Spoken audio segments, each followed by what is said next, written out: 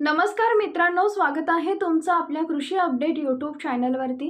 राज्यात अतिवृष्टी पावसाचा इशारा हवामान खात्यानं दिलाय। कोणत्या जिल्ह्यात पावसाचा इशारा आहे हे पाहण्यापूर्वी आपल्या कृषी अपडेट यूट्यूब चॅनलला सबस्क्राइब करून शेजारील बेल आयकॉन प्रेस करा। मुंबईकरांसाठी एक महत्त्वाची बातमी समोर आली आहे। मुंबईकरांसाठी पुढचे 36 तास महत्त्वाचे आहेत। हवामान विभागानं दिलेल्या माहितीनुसार आज मुंबईत मुसळधार पाऊस पडण्याची शक्यता आहे। पुढील 36 तासात मुंबईत 200 मिलीमीटर पाऊस पडण्याचा इशारा हवामान विभागानं दिला आहे। दरम्यान सध्या मुंबईत मुसळधार पाऊस सुरू आहे। अंधेरी सबवे खाली 3 ते 4 फूट पाणी भरल्यामुळे अंधेरी सबवे बंद करण्यात आलाय।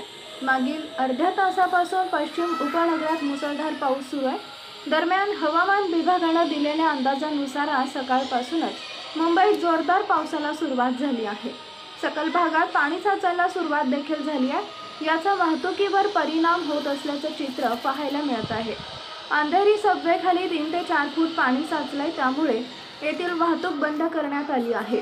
अनेक ठिकाणी रस्त्यावर पाणी साचल्यामुळे वाहतुकीवर परिणाम होत असल्याचं पाहायला मिळत आहे। दरम्यान हवामान विभागानं आज मुंबईसह ठाणे आणि पालघरला पावसाचा येलो अलर्ट जारी केलाय।